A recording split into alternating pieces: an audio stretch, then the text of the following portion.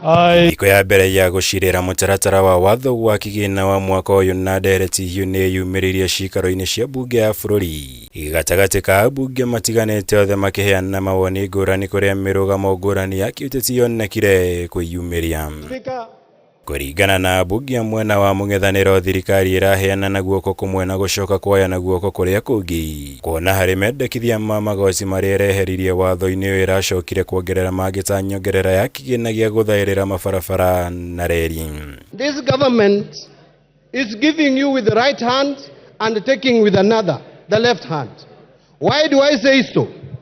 We are being lied to as a country that now VAT on bread is going to be reduced, which anyway was not there in the first place. You are the ones who came up with this crazy idea. This crazy idea was not in our books. How do you even imagine bringing something like taxing bread, even if it is as a joke? That is a joke carried too far. That is a joke carried too far. You can crack doctors elsewhere. Ambunge ya MWENA wa thirikari ona kuri uguo mahinyiriirie no nginya thirikari ikorwo na njira cia kungania kigina niguo kurugamirira bajeti ya bururi na iguru ria uguo ihote kuriha kihiri kia mathire maria ikoretwo ikiriha.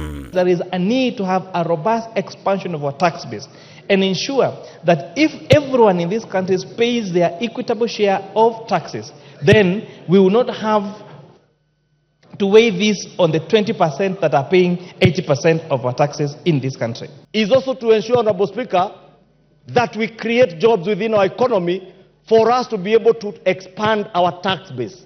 So that, Honorable Speaker, those of us who feel overburdened, especially the working class in this country, because we are paying taxes and very many other non-taxpayers or Kenyans who are not paying taxes are depending on us to ensure that we're able to create jobs, create more income earners who can pay taxes. Mamwe mendekithia maria makoretwo maguciririe ndereti hiuta kugathikira igoti ria maria maturigicĩirie indo ta daipa na tauro cia ũtheru ni mathire na mbere kwarĩrĩrio kuria ambunge ya MWENA wa MUNG'ETHANIRO mokereire thirikari ni kwaga guthairira muingi wa bururi. Riria ambunge ya MWENA wa thirikari mahinyĩrĩirie ingi makoretwo magitambia ndeto itari cia uma ciĩgiĩ watho uyu. Sababu Mheshimiwa Speaker, haya mambo ya kumisinform ama kuwadanganya wa Kenya kwa mambo kama hayo kwa sababu ya siasa kabisa ni makosa na haifai kufanyika. You are going to introduce a new clause to this bill which was not there, called road maintenance levy,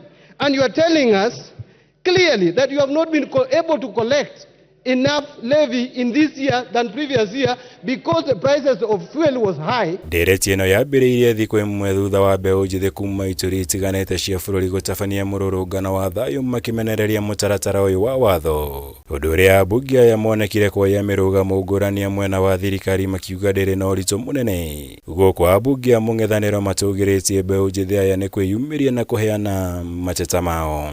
Honorable Speaker, I have just shared the video with CPA Bandi. The girl told me that she was not in the street concerning the bill, that she was doing TikTok, Honorable Speaker. And she was swinging, Honorable Speaker, very nicely.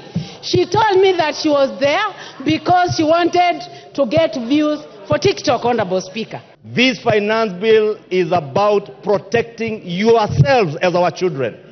It is about creating jobs for you as our children.